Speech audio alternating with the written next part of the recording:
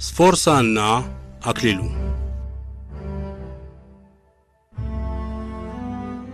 ሰኞ ሚያዝያ 11 ቀን 1949 ዓ.ም በኒውዮርክ አቆጣጠር እኩለ ቀን በፊት በ4 ሰዓት የተባበሩት መንግስታት የመጀመሪያ ኮሚሲዮን የአዲሲቷ የጣሊያን ሪፐብሊክ የውጭ ጉዳይ ሚኒስትር ኮምት ካርሎስ ፎርሳ ስለ ኤርትራ፣ ሶማሌና ሊቢያ ጉዳይ የመንግስቱን አቋም እንዲገልጽ የተጋበዘበት ቀን ነበር።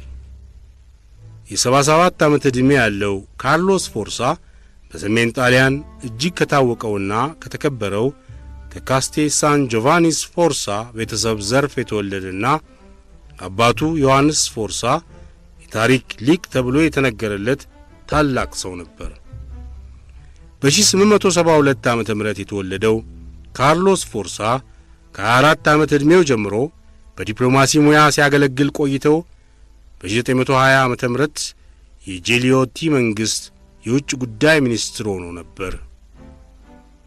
ሙሶሎኒ ጠቅላይ ሚኒስትር ሆኖ ከመሾሙ ከጥቂት ወራት በፊት ካርሎስ ፎርሳ በፓሪስ የጣሊያን አምባሳደር ሆነ። የሹመት ደብዳቤውን ካቀረበ በኋላ የአምባሳደርነት ሥራውን ለ6 ወራት እንኳን መቀጠል አልቻለም። በህዳር 1922 ዓመተ ምህረት የጣሊያን ንጉሥ ቪክቶር አማኑኤል ሳልሳዊ የጠቅላይ ሚኒስትርነትን ሥልጣን ለሙሶሎኒ ሲሰጥ አምባሳደር ስፎርሳ የፋሺስት ተቃዋሚነቱን ገልጦ በፈረንሳይ አገር ስደተኛ ሆነ። ከ1922 ዓመተ ምህረት ጀምሮ ሙሶሎኒ ከሥልጣን እስከወረደበት እስከ 1943 ዓመተ ምህረት ድረስ ካርሎስ ፎርሳ የሙሶሎኒን መንግስት ለመጣል በተደረገው የፖለቲካ ትግል የተካፈለ ነው ተብሎ ይነገርለታል። የሙሶሎኒ ዘመን ሲደመሰስ ካርሎስ ፎርሳ አገሩ ተመልሶ የፖለቲካ ሥራ ጀመረ። ጣሊያን አዲሲቷ ሪፐብሊክ ተብላ ከተቋቋመች በኋላ በደጋስፓር የሚመራው የክርስቲያን ዲሞክራት ፓርቲ የመንግስቱን የአስተዳደር ሥልጣን ሲይዝ ከ1947 ዓመተ ምህረት ጀምሮ የውጭ ጉዳይ ሚኒስትር ሆኖ በሕመም ምክንያት እስከለቀቀበት እስከ 1951 ዓመተ ምህረት ድረስ ቆየ። ሰኞ ሚያዝያ 11 ቀን 1949 ዓመተ ምህረት በተባበሩት መንግስታት መድረክ ላይ እንዲናገር ፕሮግራም የተመደበለት ኮምት ካርሎስ ፎርሳ የሚሰጠው መግለጫ ስለ ቀድሞቹ የጣሊያን ቅኝ ግዛት አገሮች ጉዳይ ስለሆነ በሙሶሎኒ ዘመን በኮሎኒዎች አስተዳደር ከፍተኛ ሥልጣን የነበራቸው እነ ኤንሪኮ ቼሩሊ የአዲሲቷ ሪፐብሊክ የውጭ ጉዳይ ሚኒስትር አጅበው መጥተዋል።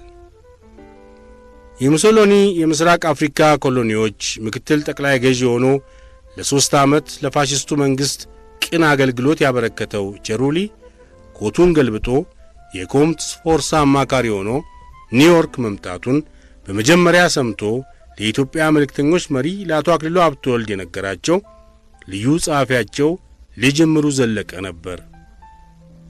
በኢትዮጵያ ሕዝብ ላይ አሰቃቂ የሆነ ግፍ የፈጸመ ወንጀለኛ በመሆኑ በጉባኤው አዳራሽ እንዲከለከል የአራቱ ኃያላን መልእክተኞችን እርዳታ ለማግኘት በእናቱ አክሊሉ በኩል የተደረገው ሙከራ ሳይሳካ ቀረ።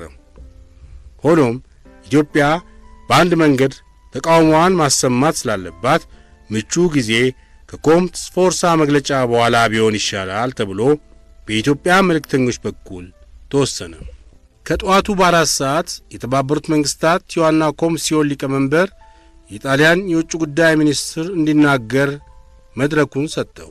በዚያን ጊዜ ጣሊያን የተባበሩት መንግስታት ድርጅት አባል ለመሆን ገና ስላልተፈቀደላት የተሰማውን ሐዘን ከገለጸ በኋላ ካርሎስ ፎርሳ ንግግሩን የጀመረው አዲሲቷ የጣሊያን ሪፐብሊክ የፋሺስት አስተዳደር ላደረሰው ጥፋት በኃላፊነት አትጠየቅም ብሎ ነው።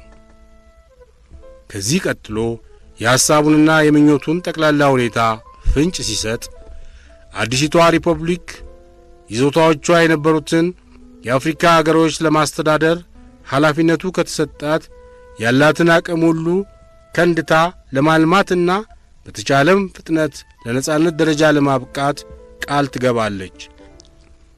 እንዲሁም ጣሊያን ይህንን የተቀደሰ ተግባር ለመፈጸም ከተከለከለች ጠቅላላውን የጋራ ዓላማችንንና በተለይም ጉዳዩ የሚመለከታቸውን የአፍሪካን ሕዝቦች ጥቅም በብርቱ የሚጻረር ይሆናል አለ።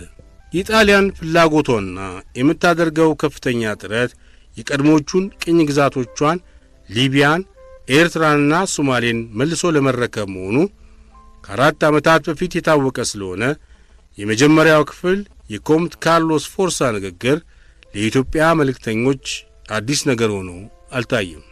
ትልቁ ጉድ በተለይ ስለ ኤርትራ መሠረታዊ ታሪክ የተናገረው ነው። ኤርትራ መቼውንም ቢሆን የኢትዮጵያ ሆና አታውቅም። ወደፊትም ኢትዮጵያ ኤርትራን ለማስተዳደር ከአቅሟ በላይ ስለሆነ አትችለውም። ኤርትራን ከኢትዮጵያ ጋር ማቀላቀል የችግሩ መፍትሄ አይደለም። ይልቁንም የአገሩን ሕዝብ በማስተባበር እያለሙ የሚኖሩትን ጣሊያኖች ለቀው እንዲወጡ የሚያደርግ ሁኔታ ስለሚፈጠር የኤርትራ ኢኮኖሚ ከመጠን በላይ ይወድቃል። ስለዚህ ለኤርትራ ብቻ ሳይሆን ለኢትዮጵያም እንዲጠቅም በማሰብ አስተዳደሩ ለጣሊያን እንዲሰጥ መንግስቴ ይጠይቃል። ይህንን በመሰለ አነጋገር የኢትዮጵያ መልእክተኞች ካበሳጨ በኋላ ኮምት ስፎርሳ በራስ ምሩ ኃይለ ሥላሴ ስም በኒውዮርክ ታይምስ ጋዜጣ ላይ የተገለጸውን አስተያየት ጠቅሶ መውቀስ ጀመረ። ጣሊያን ወደ ኢትዮጵያም ሆነ ወደ ሶማሌ እንድትመለስ ኢትዮጵያ ጨርሶ የማትቀበለው መሆኑን ደጋግማ አስታውቃለች። የኢትዮጵያ አቤቱታ ችላ ተብሎ የጣሊያን ፍላጎት እንዲፈጸም የተባበሩት መንግስታት ቢወስን ሀገራችን ነጻነቷን ለመከላከል እርምጃ መውሰድ ትገደዳለች በሚል መልክ የተዘጋጀ አንድ መግለጫ በዋሽንግተን የግርማዊነታቸው ባለሙሉ ሥልጣን ሚኒስትር ራስ ምሩ ኃይለ ሥላሴ ይፈርመውበት ለኒውዮርክ ታይምስ ጋዜጣ ተልኮ ነበር። ይህ መግለጫ የኢትዮጵያን አቋም በግልጽ ሁኔታ የሚያስረዳና ከዚህም በላይ መግለጫው የታተመው በራስ ምሩ ፊርማ በመሆኑ የኒውዮርክ ታይምስ ጋዜጣ ኮምት ስፎርሳ በተባበሩት መንግስታት ጉባኤ ላይ ቀርቦ ለመጀመሪያ ጊዜ በሚናገርበት ዕለት በዚህ በሰኞ ሚያዝያ 11 ቀን 1949 ዓ.ም አትሞ አወጣው። የጣሊያን የውጭ ጉዳይ ሚኒስትር በጋዜጣው ላይ ስለተገለጸው ሐሳብ ሲናገር በዋሽንግተን የኢትዮጵያ ሚኒስትር በሰጠው መግለጫ በኤርትራና እንዲሁም በኢትዮጵያ የኖሩት ጣሊያኖች ምንም አይነት ሰብአዊ መንፈስ የሌላቸውና አረመኔዎች የነበሩ ሕዝቦች ናቸው ብሎ የዓለምን ሕዝብ ለማሳመን ይቃጣል። ቀጥሎም የጣሊያን መንግሥት ኤርትራ መልሶ ለመያዝ የሚጥረው ኢትዮጵያን ለመውጋት የጦር መሳሪያ ማከማቻ ለማድረግ ነው ይላል። ይህ ሁሉ አስተያየት ትክክል አይደለም። የኢትዮጵያን በፋሽስት መጠቃት ከራሴ ጀምሮ አብዛኛው የጣሊያን ሕዝብ ተቃውሟል። የጣሊያን ሕዝብ የፋሽስትን አገዛዝ ደምስሶ ዲሞክራሲ መስርቷል። የአዲሲቷ ጣሊያን መንግሥት ኤርትራን ለማስተዳደር ኃላፊነት ከተሰጠው በምንም ምክንያት ኢትዮጵያን ለማጥቃት እንደማይሞክር በተባበሩት መንግስታት ድርጅት የበላይ ተቆጣጣሪነት አስፈላጊውን ዋስትና መስጠት ይቻላል ካለ በኋላ ኮምት ስፎርሳ ወደ ንግግሩ ማክተሚያ ላይ ኢትዮጵያ ለኢኮኖሚ እድገቷ በአሰብ በኩል የባህር በር ተቀይሶ እንዲሰጣት የጣሊያን መንግስት የሚደግፍ መሆኑን ገለጸ። ይህንን ሐሳብ በመሰንዘሩ የኢትዮጵያ መልእክተኛ ንዴት በመጠኑም ቢሆን ሊያበርደው የሚችል መስሎት ነበር።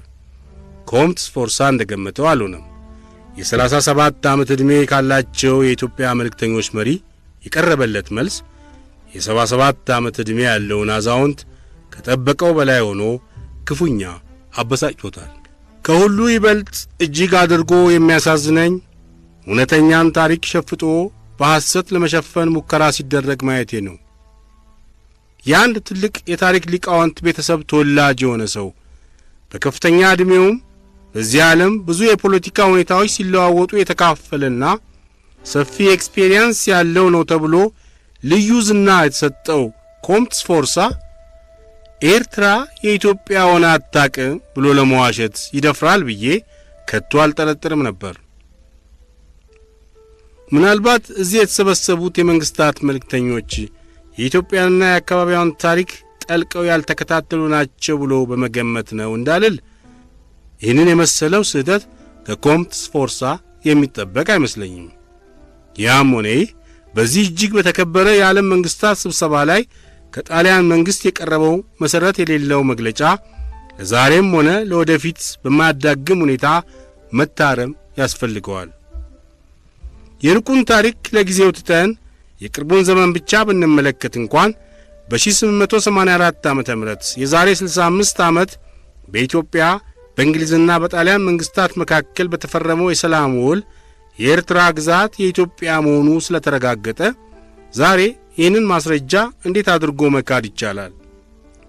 ሁለተኛ በ1885 ዓመተ ምህረት የጣሊያን ኮሎኒያሊስት መንግስት የኤርትራን አውራጃዎች በቅኝ ግዛት የያዘው ከኢትዮጵያ ንጉሠ ነገሥት አስተዳደር ላይ በጦር ተዋግቶ በመንጠቅ መሆኑን ኮምት ስፎርሳ እንዴት ይረሳዋል?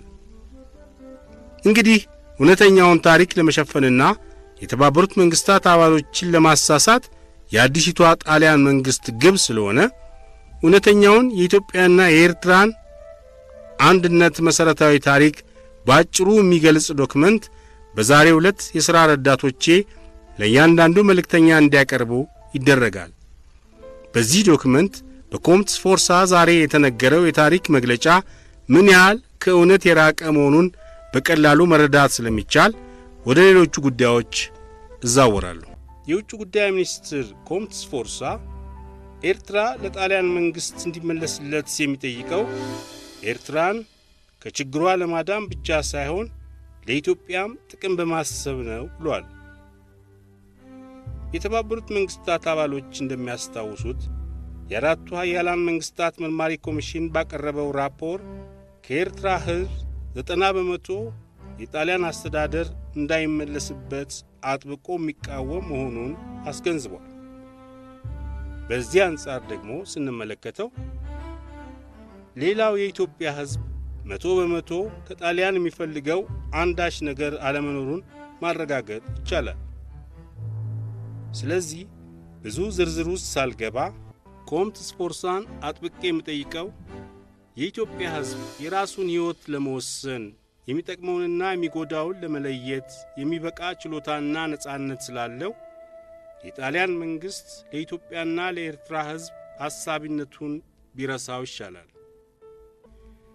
እስከ ዛሬ ድረስ የጣሊያን መንግስታት ዲሞክራትን ባዮቹም ሆኑ ፋሽስቶቹ በአገሬ ላይ የተደጋገመ ወረራ የፈጸሙት ለኢትዮጵያ ሕዝብ ስልጣኔ በማሰብ ነው የሚል ፕሮፓጋንዳ እየነዙ መሆኑን የዓለም ሕዝብ በጥልቅ እንዲገነዘበው ያስፈልጋል።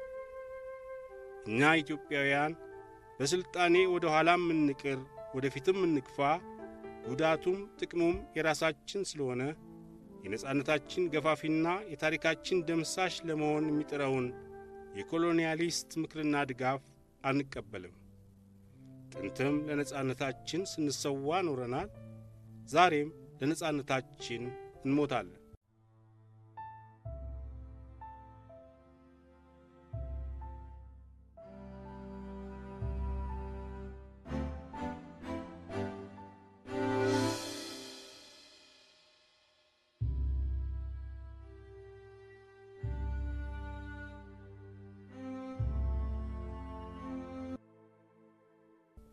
በጣሊያን የውጭ ጉዳይ ሚኒስትር አስተያየት ኤርትራ ከኢትዮጵያ ጋር የተቀላቀለች እንደሆነ በአገሩ ላይ የሚኖሩት 30,000 ጣሊያኖች በሙሉ ለቀው ይወጣሉ ተብሏል።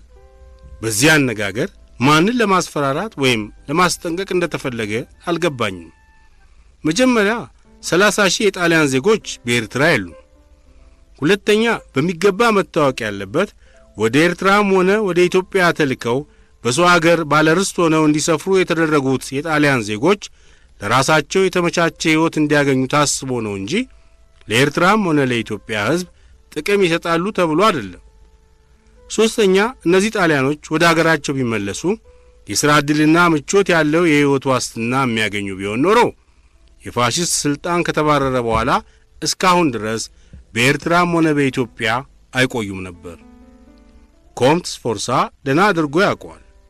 ነጻነታችን ከተመለሰ በኋላ በኢትዮጵያ የሚኖሩት ጣሊያኖች ንጉሠ ነገሥታችንን እየተማጸኑ የመኖሪያ ፈቃድ እየተሰጣቸው እዚያው አሉበት ቀሩ እንጂ ወደ አገራቸው ወደ ጣሊያን ለመመለስ ጨርሶ አልፈለጉም። በኤርትራም የሚኖሩት ጣሊያኖች አንዳንዶቹ ወደ መሃል ኢትዮጵያ ተዛውረው ለመኖር፣ ሌሎችም እዚያው አሉበት ለመቆየት ጠየቁ እንጂ ወደ አገራቸው ወደ ጣሊያን እንመለስ አላሉም። ኤርትራ ከእናት አገሯ ከኢትዮጵያ ስትቀላቀል ደግሞ በኤርትራም ሆነ በኢትዮጵያ የሚኖሩት ጣሊያኖች እጅግ የሚፈነጥዙ ከሕዝቡም ከመንግሥቱም ጋር ጠባያቸውን አሳምረው ተስማምተው ለመኖር የሚፈልጉ ናቸው እንጂ ይህንን የተመቼ የወጥተው በችግር ለመቆላት ወደ ጣሊያን የሚመለሱ አይደሉም። በዛሬው ዕለት በኒውዮርክ ታይምስ ጋዜጣ ላይ በዋሽንግተን የኢትዮጵያ ሚኒስትር የሰጡት አስተያየት ተገቢም ትክክልም አልነበረም በማለት የጣሊያን የውጭ ጉዳይ ሚኒስትር ለጉባኤያችን ስላስረዳ አስፈላጊውን ማብራሪያ ማቅረብ ግዴታ ሆኖብኛል። በዋሽንግተን የኢትዮጵያ ንጉሠ ነገሥት መንግሥት ባለሙሉ ሥልጣን ሚኒስትርና ልዩ መልእክተኛ የሆኑት ራስ እምሩ ኃይለ ሥላሴ ጣሊያን ኢትዮጵያን በጦር ኃይል በወረረ ጊዜ እስከ መጨረሻው በጀግንነት የተዋጉ ታላቅ የጦር መሪ የነበሩ ጄኔራል ናቸው።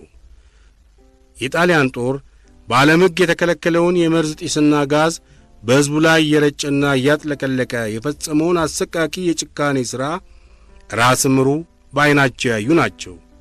የኢትዮጵያ ሰራዊት በጦር ሳይሆን በተነሰነሰበት መርዝና ጋዝ ድል ሲሆን ራስ እምሩ በፋሽስቶች ተይዘው ጣሊያን አገር ተሰደው ለ7 ዓመታት በእስር የተጉላሉና ብዙ መከራ የተቀበሉ ናቸው። ስለዚህ ጣሊያኖች በኢትዮጵያ ሕዝብ ላይ ስላደረሱት የአረመኔነት ተግባር በኤርትራና በኢትዮጵያም የተማሩትን ሰዎች ሁሉ እያደኑ በመግደል የፈጸሙትን ወንጀል ራስ እምሩ ጠቅሰው የተናገሩት ትክክለኛውንና ራሳቸው የተካፈሉበትን ታሪክ ስለሆነ በተለይ የፋሽስት ተቃዋሚና አርበኛ የተባለውን ኮምት ስፎርሳን የሚያስደስተው መሆን ነበረበት እንጂ የሚያሳዝነው ይሆናል ብዬ አልጠብቅም ነበር። ራስ እምሩ ለኒውዮርክ ታይምስ የሰጡት መግለጫ የጣሊያን የውጭ ጉዳይ ሚኒስትር ካርሎ ስፎርሳ ከ10 ቀን በፊት ስለ ኤርትራ ጉዳይ ለጋዜጠኞች ለሰጠው ኢንተርቪው መልስ ነው። ኤርትራን ለማስተዳደር ኃላፊነቱ ለጣሊያን መሰጠት አለበት። ኤርትራን ወደ ኢትዮጵያ ማቀላቀል የሚያስከትለው አደጋ ብዙ ነው እያለ ኮምት ስፎርሳ የፈለገውን ሲናገር ኢትዮጵያን በበኩሏ የምታስበውን ለመግለጽ መብቷ መሆኑ የሚያከራክር አይደለም። በዋሽንግተን የኢትዮጵያ ሚኒስትር እንደገለጹት የጣሊያን መንግሥት በአንድ ትውልድ ዘመን ውስጥ 3 ጊዜ ኢትዮጵያን የወጋው የኢትዮጵያ አካል በሆኑት በኤርትራና በሶማሌ በኩል ጦር እያደራጀ መሆኑን ዓለም እንዲገነዘበው ደጋግመን አስረድተናል። የምናሰማው ጩኸት ችላ ተብሎ እንደገና ጣሊያን ተመልሶ በኤርትራና በሶማሌ ላይ እንዲሰፍር ከተፈቀደለት ኢትዮጵያ ለአራተኛ ጊዜ ከሚደርስባት ወረራ ለመከላከል አስፈላጊውን እርምጃ መውሰድ ትገደዳለች። ኢትዮጵያ ነጻነቷ እንዳይነካ መጠንቀቅና መዘጋጀት አለባት ስንል እንደ ጠብጫሪና እንደ ዛቻ ለፋፊ ሆነን መገመት የለብንም። ኢትዮጵያ የተባበሩት መንግሥታት አባሎችን የምታሳስበው ባለፉት ዘመናት የደረሱባት ፈተናዎች እንዳይደገሙባት ለነጻነቷና ለግዛቶቿ ዋስትና ላቀረበችው ጥያቄ ትክክለኛ የሆነ ፍርድ እንዲሰጣት ነው። ለነጻነታችን ዋስትና ብለን ስንናገር ኮምት ስፎርሳ ደጋግሞ የሰጠን መልስ የፋሽስት አይዲዮሎጂና አስተዳደር ተደምስሶ አዲሲቷ የጣሊያን ሪፐብሊክ ትወልዳለች፣ ስለዚህ ኢትዮጵያ የሚያሰጋት ምንም ነገር የለም የሚል መሆኑን እናውቃለን። እኛ ኢትዮጵያውያን በሰው አገር የውስጥ አስተዳደር ጉዳይ ገብቶ መተቸት ዓላማችንም ልማዳችንም አይደለም። ነገር ግን ፋሽስቶችን በሚመለከት ጉዳይ ስቃውን የተቀበልን በመሆናችን የፋሽዝምን ከዓለም ገጽ መጥፋት ለመከታተል አስተያየት ለመስጠትም ተግባራችን ነው ብለን እናምናለን። እርግጥ የፋሽስቶቹ መሪ የነበረው ቤኒቶ ሙሶሎኒ ፍርድ መቀበሉን እናውቃለን። ነገር ግን አብረውት ተሰልፈው ያገለገሉትና በስልጣን የጨፈሩት ፋሽስቶች ሁሉ አዲሲቷ ከተባለችው ከጣሊያን ሪፐብሊክ መንግሥት አባልነት የተሰረዙ ናቸው ለማለት አይቻልም። ለምሳሌ በዛሬው ዕለት የኮምት ስፎርሳ የክብር ተከታዮች ሆነው በዚህ አዳራሽ ከፊታችን የሚታዩት የጣሊያን ባለሥልጣኖች እነማን መሆናቸውን የኢትዮጵያ መልእክተኞች በጥንቃቄ አስተውለዋል። የኢትዮጵያ ሕዝብ በመርዝና በጋዝ እየነደደ በሚያልቅበት ዘመን የሙሶሎኒ ወኪል ሆኖ በኢትዮጵያ ላይ በሥልጣን ሲፈነጭ የቆየው ኋላም ፋሽስት ድል ሲሆን ለወንጀለኞች በተቋቋመው የጦር ፍርድ ቤት ስሙ ተመዝግቦ የነበረው ኤንሪኮ ቼሩሊ ዛሬ የአዲሲቷ ሪፐብሊክ ጣሊያን መልእክተኛ ሆኖ በዚህ አዳራሽ ወንበር ይዞ ስናየው ምን ያህል የሚያበሳጭ፣ ምን ያህል የሚያሳዝን፣ ምን ያህል አሳፋሪ ድርጊት መሆኑን የተባበሩት መንግሥታት አባሎች እንዲገነዘቡት ያስፈልጋል ብለው አቶ አክሊሉ ንግግራቸውን ከመፈጸማቸው በፊት የጣሊያን መልእክተኛ አምባሳደር ኤንሪኮ ቼሩሊ መቀመጫውን ለቆ በሩጫ ከአዳራሹ ወጣ። የቼሩሊ ከወንበሩ ዘሎ በሩጫ መውጣት ለአቶ አክሊሉ ሀብተወልድ በሞቀ ስሜት ጣሊያን ከፋሽስት ነጻ አልወጣችም ብሎ ለመተንተንና ለማሳመን መልካም አጋጣሚ ከፈተላቸው። የፋሽስቶቹ መሪ ቤኒቶ ሙሶሎኒ ተገሎ በሉኳንዳ ሜንጦ መንጠልጠሉ በጣሊያን የፋሽዝም ፍጻሜ ሆኗል ማለት አይደለም። አዲሲቷ የሚል ስያሜ የተቀጠለላት ጣሊያን ከንጉሣዊ ዘውድ ወደ ሪፐብሊክ መንበር ተዛወረች እንጂ ፋሽስት የነበሩት አስተዳዳሪዎቿ አልተደመሰሱም። የሙሶሎኒ ታማኝ የነበሩት አገልጋዮች ሁሉ ይኸው በዚህ አዳራሽ ዛሬ እንደታየው ሸሚዞቻቸውን እየለወጡ በየስልጣኑ ዘርፍ ተሰግስገዋል። እንኳንስ የልብሶቻቸውን ቀለም ስማቸውንም ቢለውጡ ያንን ሁሉ የፈጸሙትን ግፍ የሚከፍሉበት ቀን እንደሚመጣ አንጠራጠርም። እንግዲህ አሮጊቷም ተባለች አዲሲቷ በጣሊያን መንግሥት ላይ ኢትዮጵያ ምንም አይነት እምነት እንዳይኖራት የሚያግዳት ይህ ዛሬ ያየነውን የመሳሰሉ ሁኔታዎች መሆናቸውን የዓለም ሕዝብ እንደሚረዳልን ተስፋችንን አንቆርጥም ካሉ በኋላ አቶ አክሊሉ ሀብተወልድ ንግግራቸውን የፈጸሙት በሚከተሉት ቃላቶች ነበር። ኢትዮጵያ በኮሎኒያሊስት ጣሊያን በጦር ኃይል የተወሰዱባት ሕዝቦቿና ግዛቶቿ ኤርትራና ሶማሌ እንዲመለሱላት ተገቢና ትክክለኛ የሆነ ጥያቄዋን አቅርባለች። አዲሲቷ ሪፐብሊክ የተባለችውም ጣሊያን እነዚህ አገሮች ካለፉት 60 ዓመታት ጀምሮ መጀመሪያ በአያቶቼ ቀጥሎም ፋሽስቶች በሆኑት አባቶቼ ሲያያዙ የመጡ ቅኝ ግዛቶቼ ስለሆኑ በውርስ ለእኔ ይገባኛል ብላ ለሙግት ቀርባለች። እንግዲህ በእነዚህ ጉዳዮች ላይ የተባበሩት መንግሥታት ድርጅት ታሪካዊና ትክክለኛ ውሳኔ ይሰጡበታል ብለን በጽኑ ተስፋ ከመጠበቅ በስተቀር እንደ ኢትዮጵያ ያለ ብቸኛና ፍርድ ሲነፈገው የኖረ አገር ሌላ ምን አማራጭ ሊኖረው ይችላል? አቶ አክሊሉ ከዚህ በላይ እንደ ተገለጸው ላደረጉት ሰፊ ንግግር የጣሊያን የውጭ ጉዳይ ሚኒስትር መልስ ሳይሰጥበት የዕለቱ ጉባኤ ተፈጸመ። ምክንያቱ ለምን እንደሆነ በዚያን ጊዜ የጣሊያን የውጭ ጉዳይ ምክትል ሚኒስትር የነበረውና የኮምት ስፎርሳ የምልክተኞች ቡድን አባል ሆኖ በተባበሩት መንግሥታት ስብሰባ ላይ የተካፈለው ጁሴፔ ብሩዛስካ የሚከተለውን አስተያየት ሰጥቷል። የቀዳማዊ ኃይለ ሥላሴ የውጭ ጉዳይ ሚኒስትር በዕድሜው ወጣት፣ በመንፈሱ ንቁና በትምህርቱ የበሰለ መሆኑን እናውቃለን። ነገር ግን አክሊሉ ሀብተወልድ በየጉባኤው አዳራሽ የሚያደርገው ንግግር ሁሉ የኢትዮጵያን ፖሊሲ ለማስረዳት ሳይሆን በተለይ በጣሊያን መንግሥትና ሕዝብ ላይ ያለውን የግል ቂምና ጥላቻ ለመግለጽ ሲል በመሆኑ ኮምት ስፎርሳና እኛም ረዳቶቹ እናዝንበት ነበር። ሚያዝያ 11 ቀን 1949 ዓ.ም ኮምት ስፎርሳ ላደረገው ንግግር የኢትዮጵያ መልእክተኞች መሪ መልስ መስጠቱ አይቀርም ብለን ሁላችንም ጠብቀናል። ነገር ግን የፋሺዝም ተቃዋሚና አርበኛ በሆነው ኢትዮጵያ በሙሶሎኒ ዘመን ለደረሰባት ጥቃት ተቆርቋሪነቱን በይፋ በገለጸው በዚህ ሁሉ ሥራው በዓለም ላይ ዝናው በታወቀለት በኮምት ስፎርሳ ላይ ይህን ያህል ውርጅብኝ ያጎርፋል ብለን አላስብንም። ቀጥሎም ፕሮፌሰር ኤንሪኮ ቼሩሊን አዋርዳለሁ በማለት የኢትዮጵያ መልእክተኞች መሪ ተገቢ ያልሆኑ ቃላቶች ተጠቀመ። ለምሳሌ በጦርነቱ ፍጻሜ ላይ በተቋቋመው የወንጀለኞች ፍርድ ቤት የቼሩሊ ስም ተመዝግቦ እንደነበረ የሰማነው ከአክሊሉ ነው። እኛም እናውቀው የለም። ፕሮፌሰር ቼሩሊ በኢትዮጵያ በስልጣን በቆየበት ዘመን የፈጸማቸውን ሰብአዊ ተግባሮች የሚመሰክሩለት ኢትዮጵያውያን መኖራቸውን መካድ አይቻልም። እርግጥ በኮምት ስፎርሳ ዲስኩር ውስጥ የተደረገ አንድ ስህተት አለ። ይኸውም ታሪክን በሚመለከት ጉዳይ ኤርትራ የኢትዮጵያ ሆና አታውቅም የሚለው ቃል ነው። ዲስኩሩ ሲዘጋጅ ይችን ቃል ያከለበት ኋላም አክሊሉ ማዕቱን ያወረደበት ምስኪን ቼሩሊ ነበር። የዚችን ስህተት ጫፍ በመያዝ አክሊሉ እስከ ኮምት ስፎርሳ ቤተሰብ ድረስ እየተንደረደረ ጸረ ጣሊያን የሆነ ዲስኩሩን ለማስፋፋት ጥሩ መክፈቻ ሆነለት።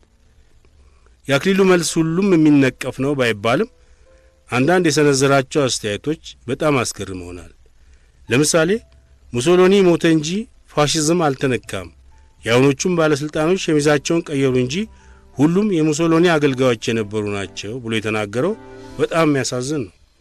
በአጋጣሚ ቸሩሊን መልእክተኛ ሆኖ በማየቱ ብቻ ሁላችንንም በአንድ ጉድጓድ ውስጥ መክተት አልነበረበትም። ደግሞስ አክሊሉ መቼ አጣው? በሙሶሎኒ ዘመን በሥራ ላይ የነበረ ሁሉ እንዴት ወንጀለኛ ሊባል ይችላል? እንደዚህ ከሆነማ ሙሶሎኒ በኢትዮጵያ ላይ በነገሰበት ዘመን ለፋሺስት ያገለገሉ የነበሩትን ኢትዮጵያውያን ቀዳማዊ ኃይለ ሥላሴ ተረክበው ለምን በስልጣን ላይ ያስቀምጧቸው? ለዚህ አክሊሉ የሚሰጠንን መልስ ለመስማት ደስ ይለን ነበር። ነገር ግን ይህንን ጥያቄ ለማቅረብ እድሉ አልገጠመንም። በጠቅላላው አክሊሉ ሀብተወልድ በጣሊያን መንግስትና ሕዝብ ላይ ከፍ ያለ ጥላቻ ስላለው የምንሰጣቸውን መግለጫዎች የሚተረጉማቸው በየሰረዝ ነጥቡና በየማሰሪያ ነጥቡ ስለሆነ ንትርኩ እንዳይስፋፋ ለአክሊሉ መልስ መስጠት አያስፈልግም ብሎ ኮምት ስፎርሳ ወሰነ። ጸረ ፋሽስት በሚል ዝና ስሙ የተወደሰለት ኮምት ካርሎስ ስፎርሳ ለመጀመሪያ ጊዜ በተባበሩት መንግስታት ኮሚሲዮን ላይ ተገኝቶ ስለ ቀድሞቹ የጣሊያን ቅኝ ግዛቶች ጉዳይ የመንግስቱን አስተያየት እንዲሰጥ ሲጋበዝ የሚያደርገው ንግግር የተቆጠበና የተለቀመ መሆን ነበረበት። ጁሴፔ ብሩዛውስካ በኮምት ስፎርሳ ዲስኩር ላይ የነበረው ስህተት አንድ ብቻ ነበር ብሏል። አንድ ብቻ ሳይሆን ብዙዎች ነበሩ። ለምሳሌ ከብዙዎቹ በጥቂቱ ኤርትራ ለጣሊያን መንግስት ብትሰጥ ጥቅሙ የኢትዮጵያም ነው ብሎ መናገር ከፍ ያለ ድፍረት ነው። ቀጥሎም በኒውዮርክ ታይምስ ጋዜጣ ላይ የኢትዮጵያ አስተያየት ለምን ታተመ ብሎ በተባበሩት መንግስታት ሸንጎ ላይ ወቀሳ ማቅረብ ተገቢ አልነበረም። ከዚህ ሁሉ አልፎ ደግሞ በተባበሩት መንግስታት አዳራሽ ውስጥ በነቸሩሊ ታጅቦ መቅረቡ የኢትዮጵያን መልእክተኞች ቢያስቆጣ ምን ያስገርማል? በጠቅላላው ኮምት ስፎርሳ በሰጠው መግለጫ ከሁሉ በፊት የኢትዮጵያ መልእክተኞች እጅግ ያናደደ ሲሆን ወዳጆቼ የሚላቸውን የኃያላን መንግስታትንም እንደራሴዎች አላስደሰተም። የጣሊያን የውጭ ጉዳይ ሚኒስትር መግለጫውን በሰጠ ማግስት ሚያዝያ 12 ቀን 1949 ዓ.ም የአሜሪካ መልእክተኞች መሪ ጆን ፎስተር ደለስና የፈረንሳዊ የውጭ ጉዳይ ሚኒስትር ሮበርት ሹማን ተገናኝተው ስለ ቀድሞቹ የጣሊያን ቅኝ ግዛቶች ጉዳይ ሲወያዩ በዋዜማው ኮምት ስፎርሳ ያደረገው ዲስኩር እንዳልጣማቸው አውስተዋል። በተለይም የፈረንሳዊ የውጭ ጉዳይ ሚኒስትር በሰጠው አስተያየት የስፎርሳ መግለጫ በሚገባ ያልተዘጋጀና ያልተስተካከለ በመሆኑ ያሳዝናል ካለ በኋላ ይህ ሁኔታ የሚያሳየው በድንገት ብልጭ የሚልላቸውን ሐሳብ በመዘርገፍ የታወቁትን የጣሊያኖችን ችኩልነት ነው ብሏል። የፈረንሳይ የውጭ ጉዳይ ሚኒስትር በኮምት ስፎርሳ ፍሬቢስ ዲስኩር ማዘኑን የገለጸው በተባበሩት መንግስታት ዋና ኮሚሲዮን ላይ የጣሊያንን አቋም አዳከመው ብሎ በመቆጨት ነው። ሙሴ ሹማን ለፎስተር ደለስ እንደነገረው ለአዲሲቷ ጣሊያን ከቀድሞዎቹ ቅኝ ግዛቶቿ የሞቃዲሾ ሶማሌ ብቻ ቢመለስለት ይበቃል የሚባለውን ሐሳብ አይቀበልም። ከኤርትራ በስተቀር ከሊቢያም የትሪፖሊታንያ ክፍለ ሀገር ለጣሊያን እንዲሰጥ ያስፈልጋል ብሏል። ይህ የሚያሳየው ስለ ቀድሞዎቹ የጣሊያን ቅኝ ግዛቶች ጉዳይ የፈረንሳይ መንግስት በመጠኑም ቢሆን የፖሊሲ ለውጥ ማድረጉን ነው። ከጦርነቱ ፍጻሜ በኋላ ከ1945 ዓ.ም ጀምሮ ሊቢያ፣ ኤርትራና ሶማሌ ለጣሊያን መመለስ አለባቸው ብሎ የፈረንሳይ መንግስት በያለበት ድምፁን ያሰማ እንደነበር ይታወሳል። ስለ ፈረንሳይ አቋም ጉዳይ አቶ አክሊሉ ሀብተወልድ በሚያዝያ 1949 ዓ.ም ለጃንሆይ በላኩት ቴሌግራም እንዲህ ብለዋል። ጃንሆይ እንደሚያስታውሱት ባለፈው ነሐሴ ወር ፓሪስ ሄጄ ከአዲሱ የውጭ ጉዳይ ሚኒስትር ከሙሴ ሹማን ጋር ባደረግኩት ንግግር ፈረንሳይ እንዳለፈው እንደነ ጆርጅ ቢዶ ዘመን በኤርትራ ጉዳይ እንደማታስቸግረን ቃል ገብቶልኝ ነበር። ዛሬም ኒውዮርክ ተገናኝተን ሳነጋግረው አስተያየቱን አለመለወጡን ተረድቻለሁ። ሆኖም ጃንሆይ እንደሚያውቁት ተለዋዋጭ በሆነው በፈረንሳይ መንግስት ፖሊሲ ላይ ብዙ መተማመን አይቻልም። በእኔ ግምት የፈረንሳይ መንግስት ለጣሊያን ጠበቃ የሆነ በኤርትራ ጉዳይ ላይ በየኮሚሲዮኑ የሚያደርስብንን ተቃውሞ ካቆመልን አንድ ትልቅ ነገር ነው። የፈረንሳይ መንግስት እርዳታ ከዚህ አልፎ ከአቆርዳት አውራጃ በስተቀር ሌላው የኤርትራ ክፍል ከኢትዮጵያ ጋር እንዲቀላቀል እንግሊዞች ያቀረቡትን ሐሳብ ይደግፍ ይሆናል የሚል አስተያየት አለ። በኒውዮርክ ስብሰባችን ላይ ሙሴ ሹማን ለረጅም ጊዜ ለመገኘት ስለማይችል በሱ ስም የፈረንሳይ የመልእክተኞች መሪ የሆነ በየኮሚሲዮኑ የሚካፈለው የፖለቲካ ዋና ዳይሬክተሩ ሙሴ ሞሪስ ኩቭ ደሙርቪል ነው። ይህ ሰው በጦርነቱ ዘመን በቪሺ የተቋቋመውን የነ ላቫልን የፋሽስት መንግሥት የተቃወመና ከጀነራል ደጎል ጋር የተሰለፈ በመሆኑ የተከበረ ታሪክ አለው። በኢትዮጵያና በፈረንሳይ መካከል ስላለን ጥንታዊ ግንኙነትና በተለይም ስለ ኤርትራ ያቀረብነውን ጥያቄ በሰፊው ነግሬው በቀና መንፈስ አዳምጦኛል። ኩቭ ደሙርቪል በጣም ጨዋና አርቆ አስተዋይ ስለሆነ ጃንሆይን ሲያሳዝን የኖረውን የፈረንሳይን ግንኙነታችንን በጥሩ ወዳጅነት እንደሚያስተካክለው ተስፋ አድርጌያለሁ። አቶ አክሊሉ እንዳሉት ሮበርት ሹመን የውጭ ጉዳይ ሚኒስትርነቱን ከያዘ በኋላ በቀድሞቹ የጣሊያን ቅኝ ግዛቶች ጉዳይ የፈረንሳይ መንግሥት በመጠኑ ያደረገው የፖሊሲ ለውጥ በከፊልም ቢሆን ለኢትዮጵያ ክፉ አልነበረም። በጥር ወር 1949 ዓ.ም ሙሴ ሹመን ለንደን ሄዶ ከእንግሊዝ የውጭ ጉዳይ ሚኒስትር ከሚስተር ኤርነስት ቤቨን ጋር ሲነጋገር የገለጸው ሐሳብ እንዲህ የሚል ነበር። ጣሊያኖች የሞቃዲሾ ሶማሌና ከሊቢያ የትሪፖሊታንያ ክፍለ ሀገር እንዲሰጣቸው ያስፈልጋል። እነዚህን አገሮች ካገኙ በተጨማሪ ኤርትራን መጠየቅ ኢትዮጵያን ችግር ላይ መጣል ስለሆነ አያስፈልግም ብዬ ለኮምስ ፎርሳ በግልጽ ነግሬዋለሁ። ኮምስ ፎርሳም 30 ሺህ የሚሆኑ ጣሊያኖች የሚኖሩበት የአስመራና የምጽዋ ከተሞች ለጣሊያን ከተሰጡ ሌሎቹ ደጋማ የሆኑት አውራጃዎችና የአሰብ የባህር በር ከኢትዮጵያ ጋር እንዲቀላቀሉ ቢደረግ የጣሊያን መንግሥት ቅር እንደማይሰኝ አረጋግጦልኛል። የፈረንሳይ መንግሥት ባለው ጠቅላላ አመለካከት የአስመራና የምጽዋ ከተሞች በጂኦግራፊና በታሪክ በፖለቲካና በኢኮኖሚ ረገድ ልዩ ትኩረት የሚሰጣቸው ከፍተኛ ጉዳዮች መሆናቸውን ይገነዘባል ካለ በኋላ ጣሊያንና ኢትዮጵያ ተባብረው በጋራ ሞግዚትነት አስመራና ምጽዋ እንዲያስተዳድሩ ቢደረግ የተሻለ አይሆንም ወይ ሲል ሮበርት ሹመን የታላቋ ብሪታንያን የውጭ ጉዳይ ሚኒስትር ጠየቀ። ቤቨን ይህንን ሐሳብ አልተቀበለም። በዘርና በሃይማኖት የሚመሳሰለው የደጋው የኤርትራ ሕዝብ ከኢትዮጵያ ጋር ሲቀላቀል ከዚህ ውስጥ አስመራና ምጽዋ ተቆርጠው ሊወጡ አይችሉም። የጣሊያን ስጋት በአስመራና በምጽዋ ለሚኖሩት ዜጎቿ ሲሆን ኢትዮጵያም በዚያ ሰፈር የጣሊያንን ስልጣን ማየት አትፈልግም።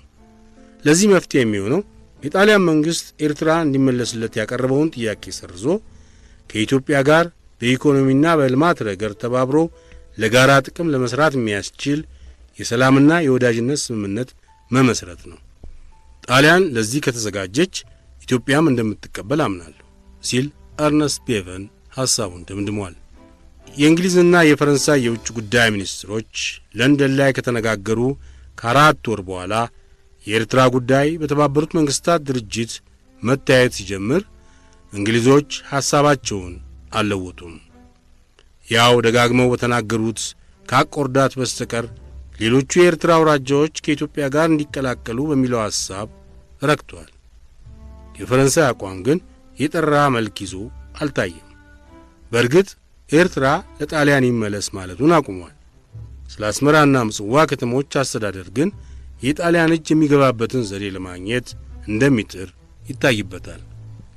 ሚያዝያ 12 ቀን 1949 ዓ.ም አቶ አክሊሉ ለጃንሆይ በላኩት ቴሌግራም ምንም እንኳን በፈረንሳይ ፖሊሲ መተማመን ባይቻል በኒውዮርክ የፈረንሳይ መልእክተኞች መሪ የሆነው ሞሪስ ኩቭ ደሙርቪል ጨዋና አርቆ አስተዋይ ስለሆነ ሊረዳን ይችላል በማለት ተስፋ ማድረጋቸውን ገልጸው እንደነበረ ይታወሳል። እንደዚህ ጨዋና አስተዋይ ያሉ የገነቡትና እምነት የጣሉበት ሰው አቶ አክሊሉ እንዳሰቡት ሆኖላቸው ይሆን? የኤርትራን ታሪክ እየተከተልን ስንጓዝ ወደፊት እናየዋለን።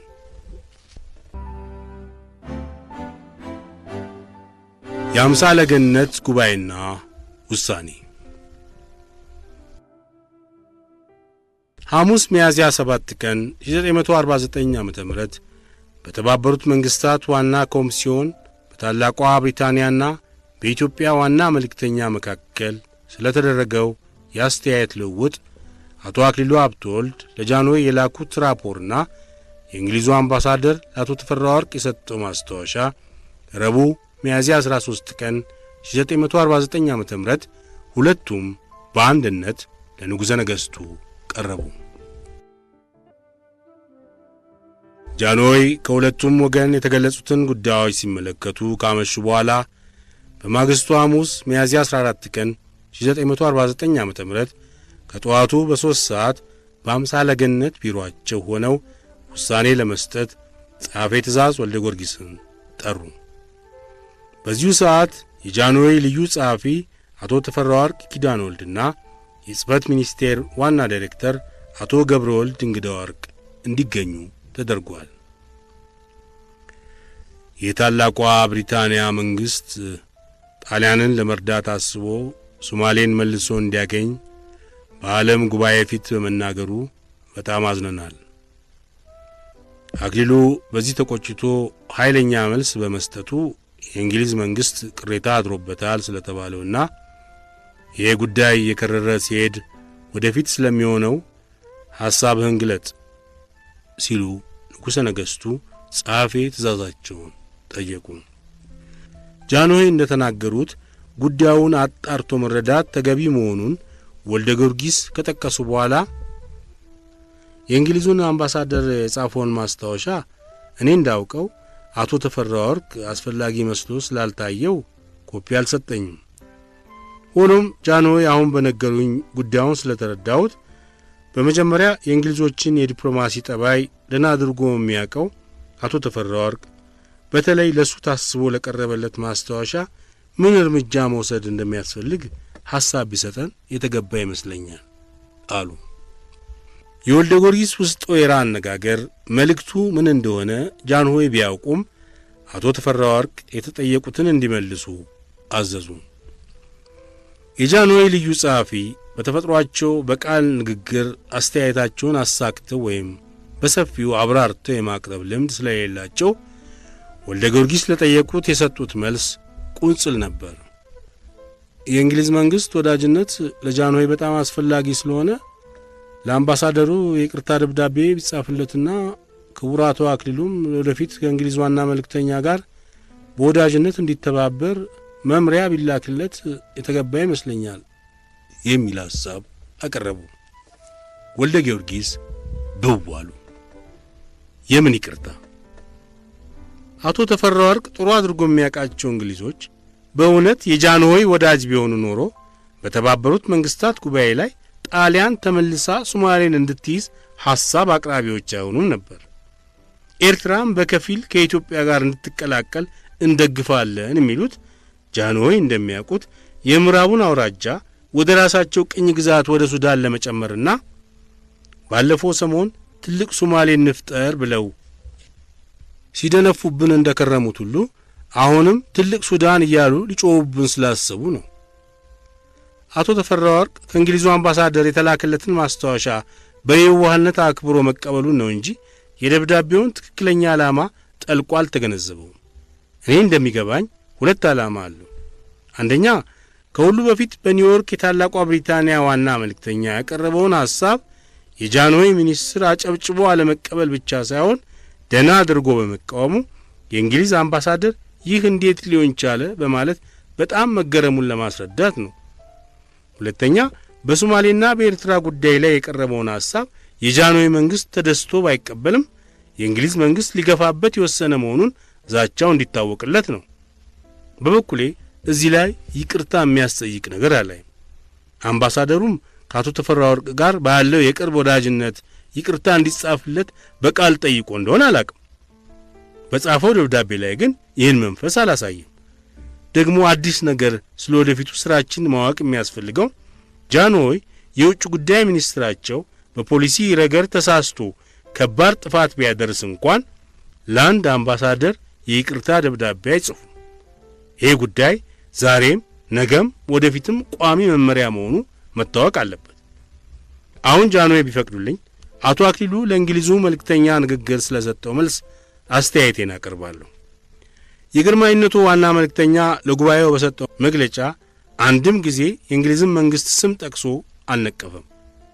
የተናገራቸውንም ዋና ዋና ፍሬ ነገሮች ስንመለከት አንደኛ፣ ጣሊያን ሶማሌ ላይ ስትመለስ ኢትዮጵያ ዝም ብላ አትመለከትም ብሏል።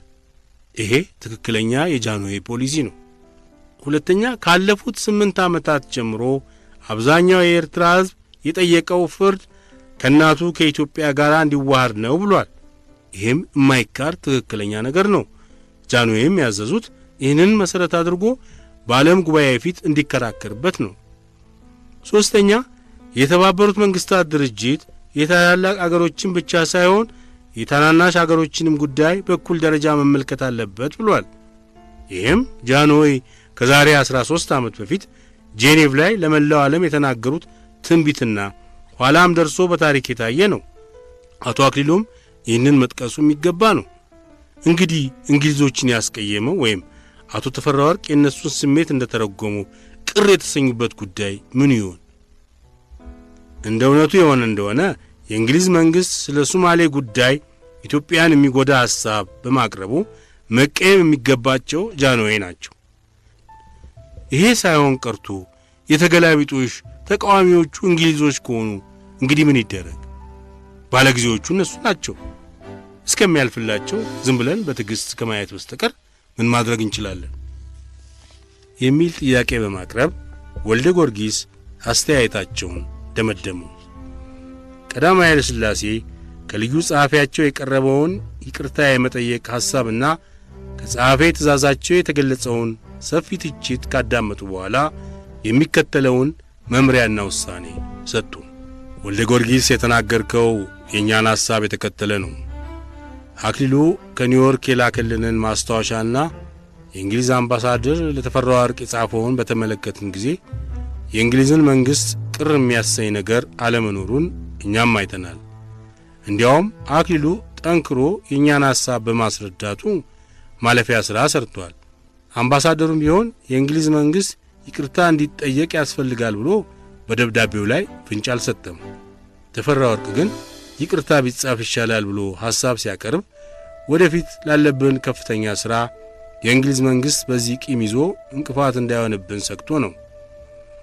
አንተም ወልደ ጊዮርጊስ ደህና አድርገህ እንዳመለከትከን አሁን በደብዳቤም ሆነ በቃል ይቅርታ የሚል ነገር አያሻም። ይቅርታ ያስፈልጋል ቢባል እንኳን እኛ የምንጽፈው ለእንግሊዝ ንጉሥ እንጂ ለአምባሳደሩ አይደለም። አሁን ቁም ያሳስቡን ሁለት ነገሮች ናቸው። የመጀመሪያው ጣሊያን ተመልሶ ሶማሌን ያስተዳድር የተባለው ነገር ነው። በዚህ ነገር የተባበሩት መንግሥታት እንዳይስማሙበት አክሊሉ የእኛን ሐሳብ እያስረዳ መከራከሩን እንዲቀጥል ትእዛዛችን ይተላለፍለት። በሚያደርገውም ንግግር እኛ የምንቃወመው የታወቀውን ጠላታችንን ጣሊያንን እንጂ እንግሊዞችን በፍቅር ዓይን የምንመለከታቸው መሆኑን እንዲረዱት ያደርግ። ሁለተኛው በኤርትራ ዋና ጉዳያችን ላይ አገሩ በሁለት ይከፈል የተባለው ነው። የተባበሩት መንግሥታት ጠልቀው እንዲያውቁት የሚያስፈልገው አንድ ሆኖ የኖረውን አገር በሃይማኖት መከፋፈል የማይገባና ይህም ማደራረግ ለመላው ዓለም ሰላም መጥፎ ምሳሌ መሆኑን ነው። በዚህ ጉዳይ አክሊሉ የእኛን ሐሳብ በረጅሙ ማስረዳት አለበት። የኤርትራን ሕዝብ በሃይማኖት ምክንያት ሁለት ላይ መክፈል ከእኛም ከሕዝባችንም አልተጠየቅም። ለዚህም ሆነ ለዚያኛው ጉዳይ መምሪያችንና ውሳኔያችንን ለአክሊሉ በቴሌግራም ዛሬውኑ እንዲላክለት ገብረ ወልድ አዘጋጅቶ ያቅርብልን። ጸሐፌ ትእዛዝ ወልደ ጊዮርጊስ እጅ ነስተው የንጉሠ ነገሥቱን ውሳኔ ከተቀበሉ በኋላ አንድ የሚጨመር ስላለ ይፈቀድልኝ አሉ። በኤርትራና በሶማሌ ጉዳይ ለዋናው መልእክተኛው ለአቶ አክሊሉ ሀብተወልድ ጃንሆይ የሰጡት ኃላፊነትና የጣሉበት አደራ በጣም ሰፊና በጣም ከባድ ነው። ጃንሆይ እንደሚያውቁት ይህን ትልቁን የኤርትራ ጉዳይ ካለፈው 4 ዓመት ጀምሮ በዳኝነት የሚያዩት የአራቱ ታላላቅ መንግሥታት ወኪሎች ነበሩ። አሁን እነሱ ስላቃታቸው ጉዳዩ ወደ ዓለም ማኅበር ተዛውሮ በ60 መንግሥታት እንደራሴዎች መታየት ጀምሯል። ስለዚህ የግርማዊነቱ ዋና መልእክተኛ የሚሟገተው ከአራት አገሮች ጋር መሆኑ ቀርቶ ከ60 አገሮች ጋር ስለሆነ የጃንሆይን አደራ በሚገባ ለመፈጸም የተለየ ሥልጣን እንዲሰጠው ያስፈልጋል። በእኔ በኩል የተለየ ሥልጣን እምለው አሁን በደረሰው አይነት አቶ አክሊሉ ለጃንሆይ ክብርና ለአገር ጥቅም ከተንኮለኞች መንግሥታት ጋር በተሟገተ ቁጥር እንግሊዝ እንዳይቀየም፣ አሜሪካ እንዳያዝን፣ ፈረንሳይ እንዳያኮርፍ፣ የትኛው ይጎዳናል፣ የትኛው ይጠቅመናል እያለ በየጊዜው ዝርዝር መመሪያ በመጠየቅ ሥራው እንዳይጎተትበት ነው። ስለዚህ ከጃንሆይ የተሰጠውን መሠረታዊ መምሪያና ከፍተኛ አደራ ተከትሎ በዝርዝሩ ጉዳይ እንደ አስፈላጊነቱ ራሱ በቦታው ላይ እየወሰነ ቢሰራ ይሻላል። ቀጥሎ ደግሞ የአንዳንድ መንግስታት አምባሳደሮች በኒውዮርኩ ጉባኤ ላይ የጃንሆይ ዋና መልእክተኛ በተናገረ ቁጥር መንግስታችን ቅሬታ ተሰምቶታል እያሉ የሚያመለክቱት ነገር ካላቸው ጉዳዩን በጽሑፍም ሆነ በቃል ማቅረብ ያለባቸው አግባቡ ለሆነው ለውጭ ጉዳይ ሚኒስቴር እንጂ የግርማዊነትዎን ልዩ ጽሕፈት ቤት እየደፈሩ በቀጥታ ወደ ቤተ መንግሥት መምጣት የለባቸውም። ይህ ሥርዓት በመላው ዓለም የሚሠራበት ስለሆነ ጃንሆይ የሚደክሙላት ኢትዮጵያም ከሌላው የምትለይበት ምክንያት የለም። ሐሳቤን ለማጠቃለል የግርማዊነትዎን መልካም ፈቃድና ትእዛዝ ምለምነው፣ አንደኛ አቶ አክሊሉ ጣሊያን እንደገና ወደ ሶማሌ መመለስ የለባትም፣ ኤርትራም በሁለት አትከፈልም ብሎ የሰጠው መግለጫ ተገቢ መሆኑን፣ ሁለተኛ መልእክተኛው በኤርትራና በሶማሌ ጉዳይ ከጃንሆይ የተሰጠውን ዋና መምሪያ ተከትሎ ስለ አፈጻጸሙ ዝርዝር ጉዳይ እሱ በሚመስለውና ይጠቅማል ብሎ ባመነበት የዲፕሎማሲ ጥበብ ሥራውን ለማከናወን ሥልጣን የተሰጠው መሆኑን፣ ሦስተኛ አዲስ አበባ ያሉት የውጭ ጉዳይ መንግሥታት አምባሳደሮች፣ ሚኒስትሮችና ቆንስሎች ከየመንግሥታቸው የተላከ መልእክትም አስተያየትም ቢኖር በቀጥታ ለንጉሠ ነገሥቱ መንግሥት የውጭ ጉዳይ ሚኒስቴር ማቅረብ ነው እንጂ ድንበርና ወግ እየጣሱ ግርማዊነትዎ ልዩ ጽሕፈት ቤት መምጣት የሌለባቸው መሆኑን የሚገልጽ ቋሚ መምሪያ እንዲሰጥ ነው። ጃንሆይ በሁለቱ ሐሳቦች ተስማምተው ሦስተኛውን ለጊዜው ይቆይ አሉ። አክሊሉ ደህና መስራቱ ይገለጥለት። ሁለተኛ የእኛም መሪ ሐሳብ ተከትሎ በከፍተኛ ኃላፊነት እንዲሠራ ከዚህ ቀደም ተነግሮታል። አሁንም በጽሑፍ ይጨመርለት ከተባለ ይሁን። ሦስተኛ የውጭ አገር አምባሳደሮች ግን ከልዩ ጸሐፊያችን ጋር በቀጥታ መነጋገር የለባችሁም፣ ጉዳያችሁን በውጭ ጉዳይ ሚኒስቴር በኩል ብቻ አቅርቡ ብሎ በአንድ ጊዜ በሩን መዝጋት አይሆንም። በፊቱኑ ባልተጀመረ ነበር። ሲሰራበት የቆየውን ልማድ በአንድ ጊዜ ማቋረጡ ምን ተፈጠረ ያሰኛል። ሐሳቡ ሳይወድቅ ጥቅምና ጉዳቱ በዝርዝር ተጠንቶ ወደፊት ቀርቦልን እንመለከተዋለን። ይህ ከንጉሠ ነገሥቱ የተሰጠው መሪ ቃል ወልደ ጊዮርጊስን አስደስቷል። የአክሊሉ ሀብተወልድን ሥራ ለማደናቀፍ የተሞከረውን ተንኰል አክሽፈው ጃንሆይ ለኒውዮርኩ መልእክተኛው የሠራኸው መልካም ነው የሚል ቴሌግራም እንዲልኩ አስደረጉ። ሁለተኛ በተባበሩት መንግሥታት ጉባኤ ላይ የኢትዮጵያ መልእክተኞች መሪ ለሚያደርጉት ትግል ነፃ መንፈስ ይዘው ለመሥራት እንዲችሉ የተለየ ሥልጣን እንዲሰጣቸው ያቀረቡትን ሐሳብ ንጉሠ ነገሥቱ መልካም ፈቃዳቸው ሆኗል። ሦስተኛ በአቶ ተፈራ ወርቅ ኪዳነ ወልድ አሰራር ለማሾፍና ስሜታቸውን በውስጥ አነጋገር ለመግለጽ መልካም አጋጣሚ ያገኙ። ሁኔታውም ስላደፋፈራቸው ለወደፊቱ የውጭ አገር መንግሥታት እንደራሴዎች ለጃንሆይ የሚያቀርቡት ማናቸውም ኮረስፖንደንስ በልዩ ጸሐፊው በአቶ ተፈራ ወርቅ በኩል መሆኑ ቀርቶ በውጭ ጉዳይ ሚኒስቴር በኩል እንዲሆን የንጉሠ ነገሥቱን ውሳኔ ጠየቁ። ጸሐፌ ትእዛዝ የግርማዊነታቸው ልዩ ጽሕፈት ቤት የሚባለውን ቢሮና አቶ ተፈራ ወርቅን በቀጥታ ለመቆጣጠር ባለመቻላቸው ቅሬታ ሲሰማቸው ይኖር ነበር። ወልደ ጊዮርጊስ ተፈራ ወርቅን በቀጥታ ባይቆጣጠሩም በዚህ በልዩ ጽሕፈት ቤት የሚከናወነው ጉዳይ አያመልጣቸውም። በየቦታው ሰው ስላላቸው ሁሉንም አስቀድመው ይሰሙታል ወይም ይደርሱበታል። ከውጭ አገር መንግሥታት እንደራሴዎች ጋር ላለው ግንኙነት ኃላፊነቱ የውጭ ጉዳይ ሚኒስቴር ሲሆን አቶ ተፈራ ወርቅ ጣልቃ ገብተው የጃንሆይን ኮረስፖንዳንሶች የአምባሳደሮቹን የሹመት ደብዳቤ አቀራረብ ፕሮቶኮል መያዛቸው የልዩ ጸሐፊነት ተግባር አለመሆኑን ቀደም ሲል ብላቴን ጌታ ሎሬንሶ የውጭ ጉዳይ ሚኒስትር በነበሩ ጊዜ ቀጥሎም አቶ አክሊሉ ሀብተወልድ ተችተውበታል። ግርማዊነቶ የሚደክምላት ኢትዮጵያ የሰለጠነው ዓለም ከሚከተለው የአሰራር ሥርዓት የተለየች መሆን የለባትም በሚል ማግባቢያ ከውጭ አገር መንግሥታት አምባሳደሮች ጋር የሚደረገው ግንኙነት ሁሉ በውጭ ጉዳይ ሚኒስቴር በኩል እንዲፈጸም ወልደ ጊዮርጊስ ያቀረቡት ሐሳብ አቶ ተፈራ ወርቅንና ቢሮአቸውን ያላንዳች ሥራ የሚያስቀራቸው መሆኑን ለመረዳት አስቸጋሪ አልነበረም። በኢትዮጵያ ሲሰራበት በቆየው ልማድ የልዩ ጸሐፊነትን ተግባር በሙሉ የሚያከናውነው የጽሕፈት ሚኒስትሩ ነው። በአገሩ ጠቅላላ ጉዳይ የጃንሆይን መሪ ቃል የሚመዘግበውና ትእዛዙን ለያስፈላጊው የሥራ ዘርፍ የሚያስተላልፈው ጸሐፌ ትእዛዙ ወይም ረዳቱ ነው። አሰራሩ በዚህ መልክ እስከቀጠለ ድረስ የአቶ ተፈራ ወርቅ ልዩ ጸሐፊነት ለምን እንዳስፈለገ አይታወቅም እየተባለ ሲተች የቆየ ጉዳይ ነው።